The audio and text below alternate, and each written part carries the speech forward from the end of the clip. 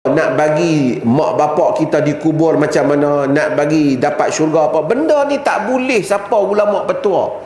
Benda ni hanya sumber dia Al-Quran dan hadis. Ulama dia berapa banyak temayang tahajud dia pun, berapa banyak ilmu dia belajar pun, dia tidak mendapat wahyu.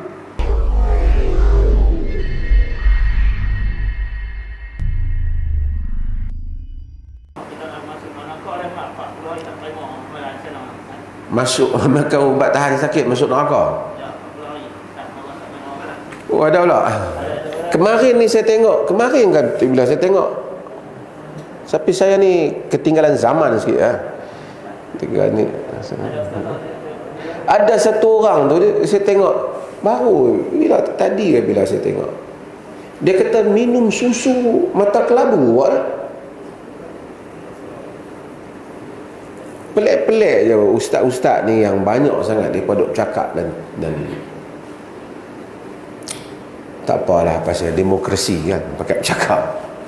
Sebab itu dalam agama ni sebelum tu, daripada tuan-tuan siapa yang belajar dalam bidang hadis, antara golongan yang paling mengancam yang menyebabkan penyebaran hadis-hadis palsu selain daripada golongan zuhad.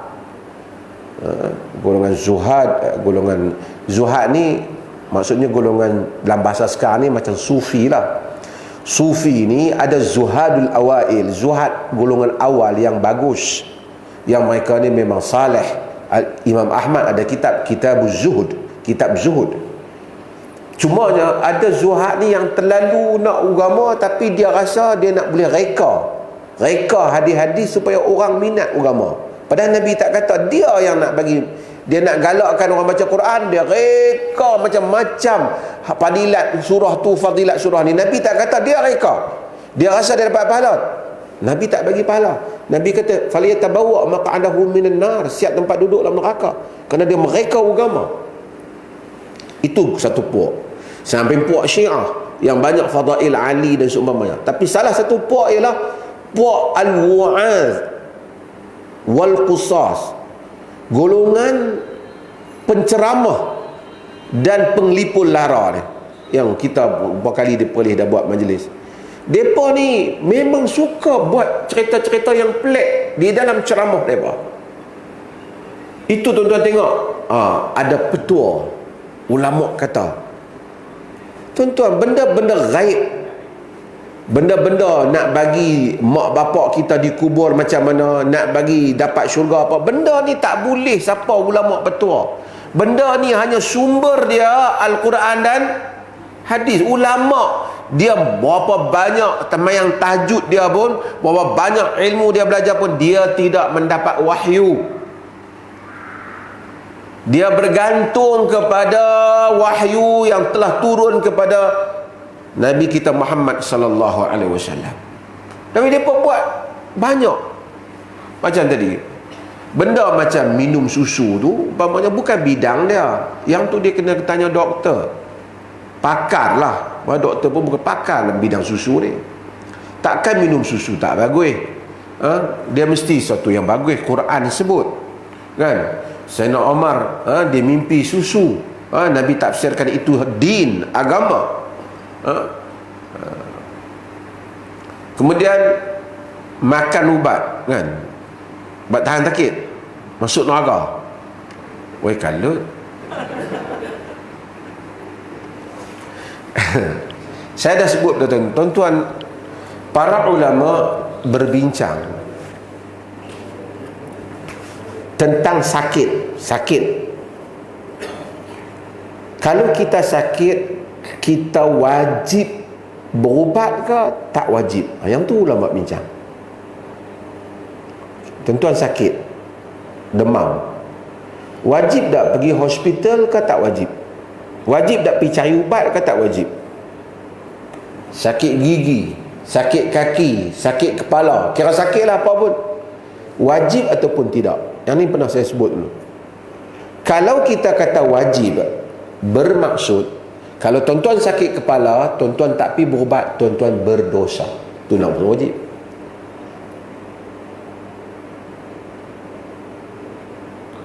Kalau tuan-tuan kata tak wajib, tak berdosa. Satu orang sakit, aku ni sakit kepala, ya Allah, sakit. Pergi cari ubat, makan ubat, oh tak apalah, aku tahan. Kalau kita kata berubat wajib, berdosa dia, sebab dia tak berubat. Kalau kita kata tak wajib, pilihan, dia tak berdosa. Para ulama muhaqqiqin, yakni ulama yang study bab ni dan merumuskan bahawasanya tak wajib orang sakit berubat selagi mana penyakit dia tu tak menyebabkan orang lain jadi masalah, tak menyebabkan orang lain mudarat pada orang lain. Kerana hadis wanita imra'atun sauda, wanita hitam, yang diriwayatkan oleh Ibn Abbas di dalam Bukhari, di mana seorang wanita tu mari bagi tahu pada Nabi SAW bahawasanya dia masru', dia histeria, dia jadi macam lupa. Nabi kata, in syi'ti da'autullah an yashfiyaki wa in syi'ti sabarti walakil jannah. Jika kau mau, aku doa supaya Allah menyembuhkan kau, ataupun jika kau mau, kau sabar, bagi engkau syurga. Jadi ada pilihan lah. Dia kata bal asbir, bahkan aku sabar. Jadi bagi dia syurga. Cuma dia walakinnani atakashaf, tapi aku ni fada'ullah alla atakashaf, tapi aku ni bila lupa tu terselok habis kain-kain aku ni. Doa ke Allah supaya aku jangan terselak aurat aku. Oh hebat perempuan tu kan. Dia malulah kalau dia kadang-kadang dia tarik ke, mungkin macam penyakit tarik macam tu kot. Bila jadi jatuh terselak aurat dia, Nabi doa pada jangan terselak aurat dia. Tapi dia tak minta. Nabi doakan dia untuk sembuh. Hadis ni dijadikan dalil oleh para fuqaha di dalam mazhab ini, menyatakan bahawasanya kalau orang tu tak menyusahkan orang, dia sakit, dia tak pergi berubat, dia tidak berdosa. Dia tak berdosa. Tapi kalau dia sakit, dia berubat, sebahagian ulama kata wajib berubat, tapi argument dia tak kuat. Tapi berubat disuruh. Nabi kata tadawu. Nabi kata kamu hendaklah berubat. Nabi suruh berubat. Hatta hadis tadi pun Nabi suruh berubat. Kenapa bila dia makan ubat tahan sakit dia jadi masuk neraka pula? Agama tak suruh kita sakit, kan? Dia tak suruh kita sakit. Tapi dia ada beza, tuan-tuan. Dia tak suruh kita cari penyakit. Tapi kalau penyakit tu penyakit tu datang kepada kita, kita tak cari, dia datang, itu cerita lain. Tapi kalau penyakit tu dia datang sebab kita yang cari penyakit. Tuan-tuan nak saya buat contoh? Contohnya isap rokok lah. Contohnya isap rokok. Bila kita isap rokok, menyebabkan penyakit mai. Sebab itu yang tu termasuk dalam wala tulqu bi aidikum ila tahluka. Jangan kamu campakkan diri kamu dalam kebinasaan. Tapi kalau kita dah ambil semua benda, kita tak, benda bahaya kita tak buat, kita ikut yang agama suruh jangan campak dia, mai juga penyakit. Nama kata tua, mai juga penyakit. Ataupun tak pasal-pasal, dia datang penyakit tu, dia mai kat kita darah tinggi lah, kencing, kita dah buat. Ketika itu kalau kita sabar,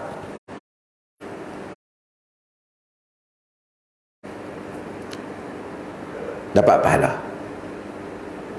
Kalau dia tu kata tadi, siapa dia yang kata, kalau tak tahulah siapa itu, kalau dia kata siapa yang tak makan ubat tahan sakit dan sabar di atas sakit yang Allah uji pada dia, dia dapat pahala, itu lebih dekat. lebih dekat.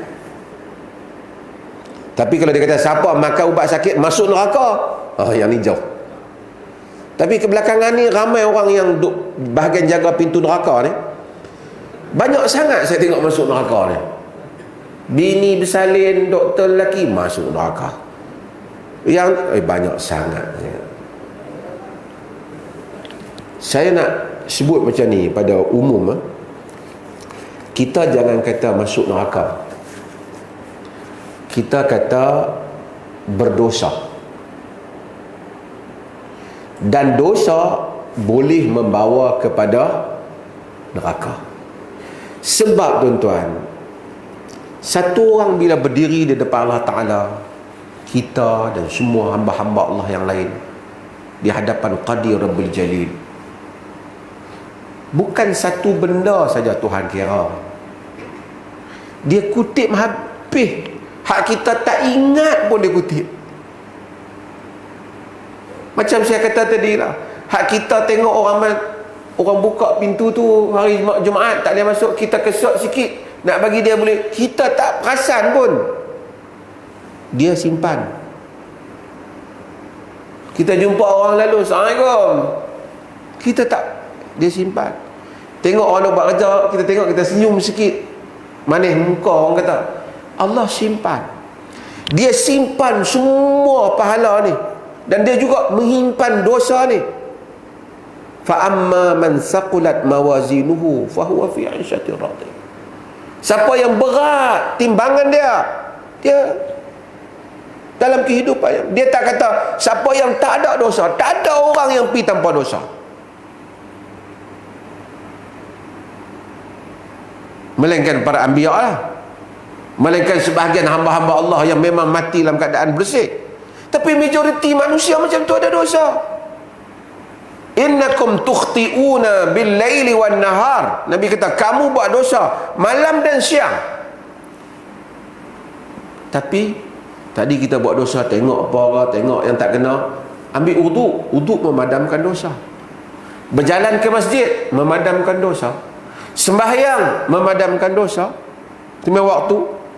Jumaat kepada Jumaat memadamkan dosa. Umrah pada umrah memadamkan dosa. Ramadan kepada Ramadan memadamkan dosa.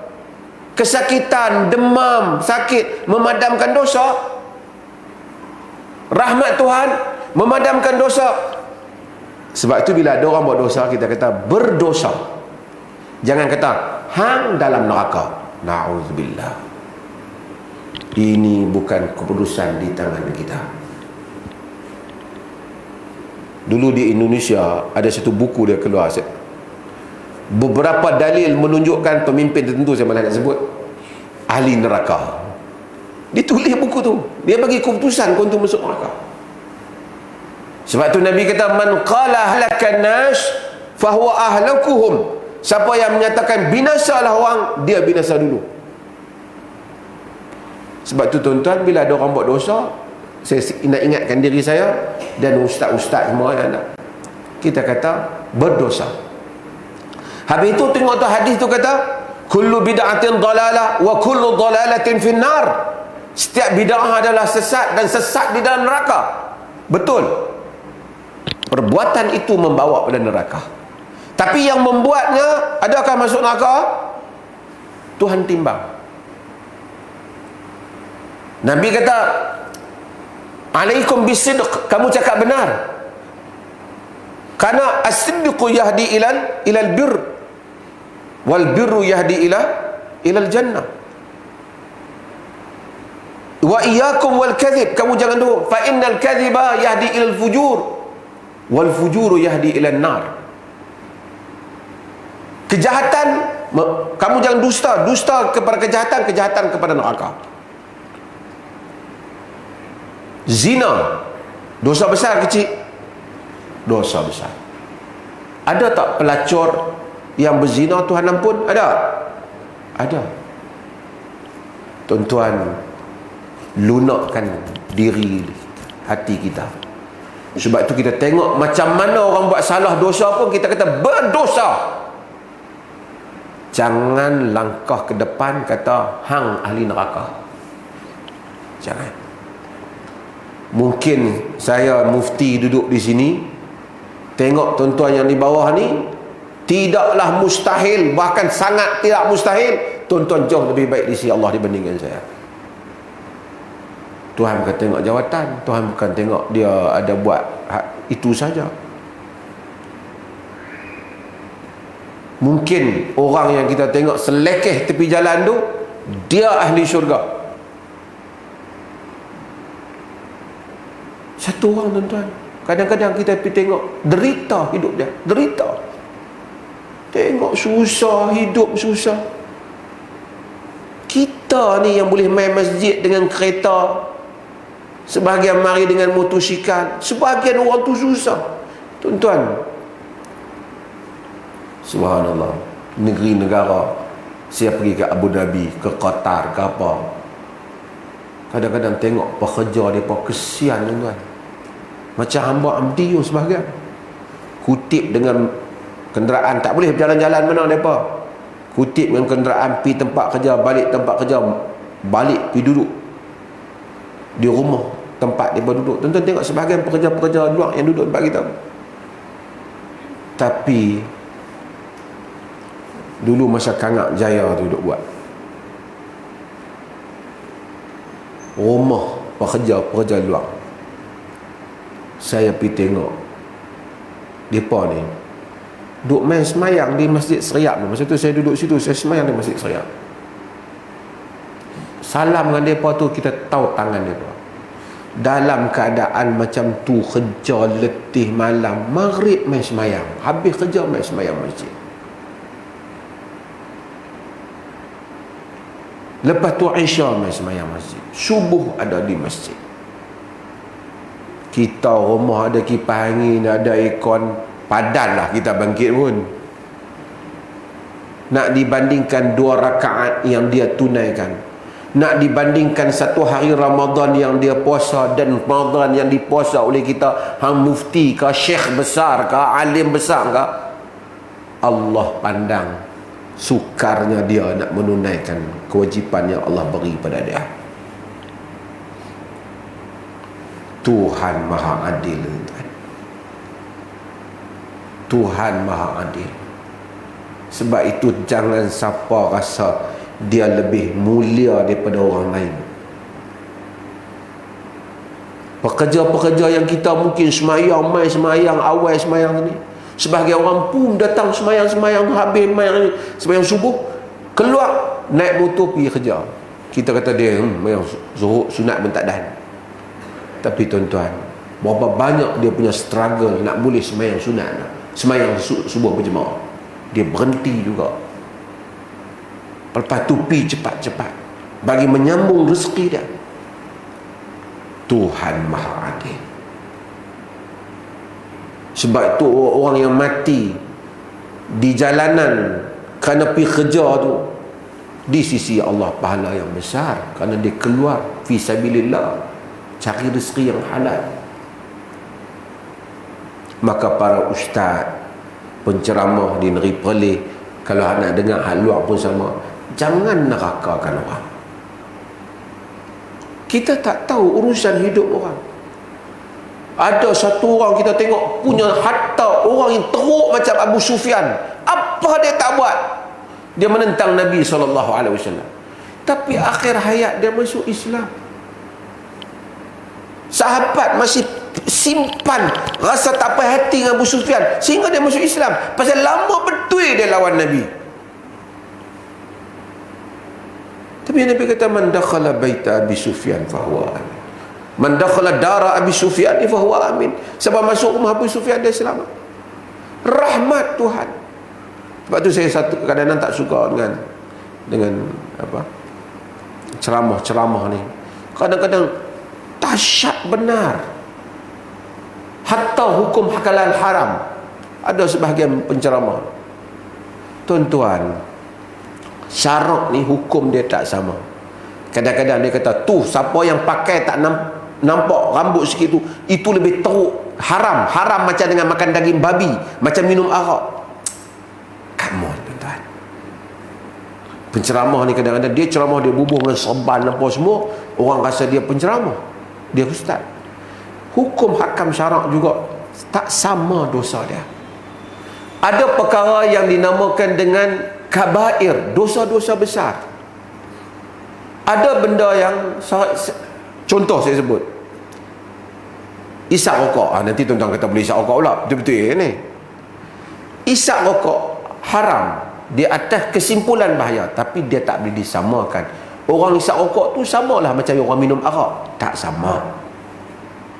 Yang ni haram dengan nas yang qat'i. Yang ni dengan ijtihad, dengan keputusan, kesimpulan.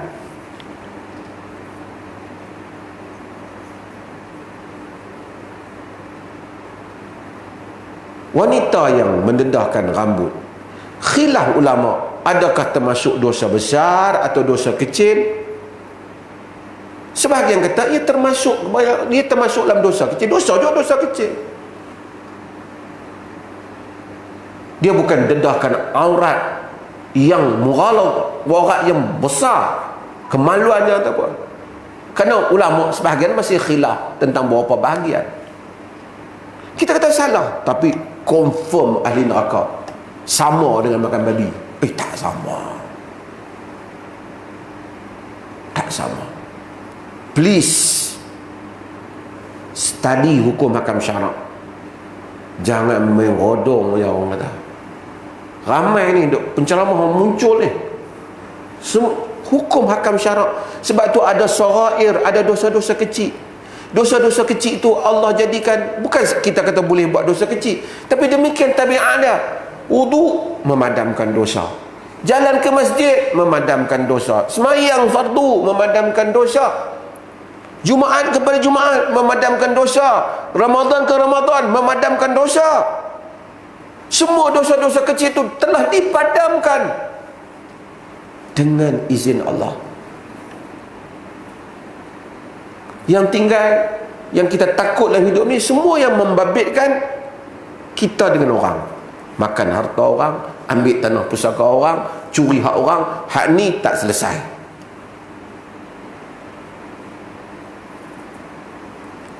Jadi saya nak sebut itulah kan, panjanglah saya. Mudah-mudahan untuk diri saya juga dan orang yang berceramah ni, please be careful. Kadang-kadang masalah dia punya apa nama, seorang tu saya tengok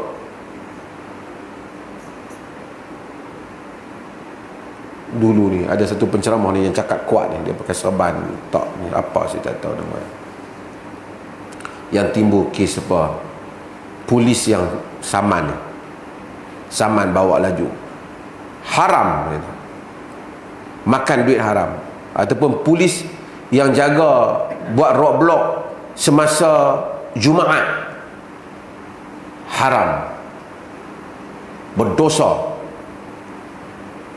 Awak bukan bidang atau berkemahiran dalam hukum, jangan cakap. Apa jadi kalau time Jumaat tak ada satu polis pun?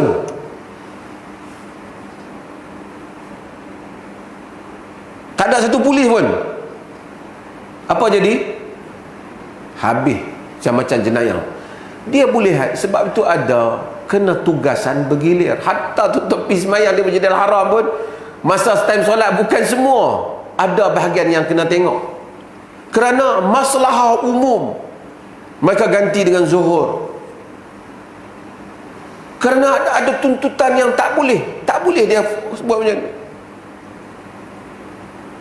Tak boleh dia sebut pakai haram. Itu kalau ambil cukai selain daripada zakat, haram. Kacau. Negara ni kalau zakat saja kita tak boleh hidup. Bukan siapa merintah, sama saja.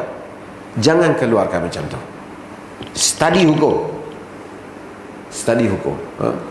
Mudah-mudahan Allah rahmati kita semua, insya-Allah.